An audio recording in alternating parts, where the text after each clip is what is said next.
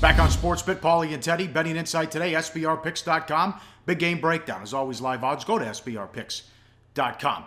Thursday night football, NBC. Giants hit the road to take on the Eagles. Giants 2.5, 41.5 the total. Giants win. They're in, trying to make the playoffs for the first time since 2011. Also alive for the 1 seed, though they need Dallas to lose out. Eagles, wheels have come off. 2-9 since the 3-0 start, and off 2 tough wins, defensive struggles against Dallas and Detroit. Jenkins very questionable in this one, but Spagnuolo, this might be the best defensive turnaround in NFL history. Look at these Football Outsiders numbers, Teddy, on this Giant defense. Well, look, it says all you need to know about the difference between the 2015 New York Giants and the 2016 New York Giants. Last year, ranked 31 in the NFL, the Football Outsiders adjusted defense. This year, number 2.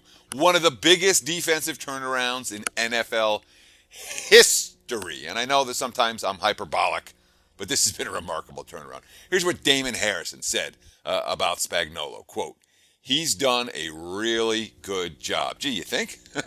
Historically, the defense speaks for itself because it's a Super Bowl winning defense, a championship defense. It was just a matter of getting everyone in the right position and getting everyone to buy in and used to playing with each other. That's tough when you bring in a new group like we've done this offseason. It's credit to him in getting guys to buy in and play together. Now, the injury to Jenkins is a concern here for the Giants, because remember all the money they spend in free agency on defense. They spent like $180 million to lock up key defenders, one of whom was Jenkins, who's now banged up for this ballgame. And you talk about the last 2 games, those defensive struggles against the Cowboys and the Lions, intense physical games. I worry about the Giants this week, and I worry about the defense's ability to play as well as they have after notching, the 2 biggest victories of the year. Well, then you got the Eagles, and boy, Wentz has struggled. Against the Ravens on Sunday, here's the tweet from Jeff Dooley, Pro Football Focus. Wentz on passes 10 yards in the air or more, 2 for 11, 48 yards and a pick. His passer rating when under pressure is an NFL low 33.8. He's throwing an incompletion simply throwing an incompletion every play gets you a 39.6. I know guys are hurt, but come on. This is not the same quarterback that started the season. No, and there's been a lot of talk about Wentz. Remember, when the debate was Goff or Wentz, and Goff went 1, Wentz went 2, and they were saying there was a hitch in Wentz's throw. That was what some of the scouting reports I was reading, that it's a guy who probably needs to rework his entire arm rotation. But what's happened is that with that hitch in his throw, the opposing teams know where he's going, they know what he's doing.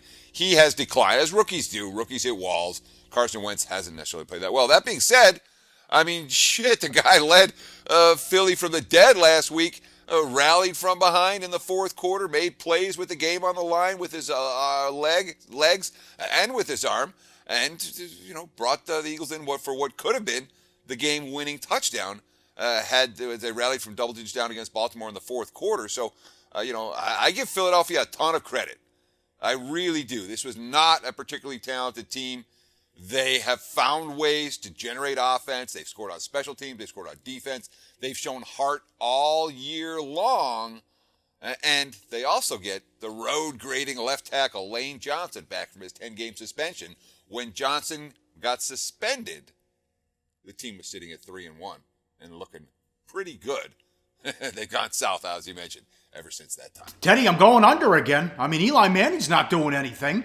He's had 1 good drive, 2 good drives the last couple of weeks. It's been a great defense. I can't see a lot of points being scored in this one. The Giants are the number 1 under team in the NFL this season. They're 11-3 to the under.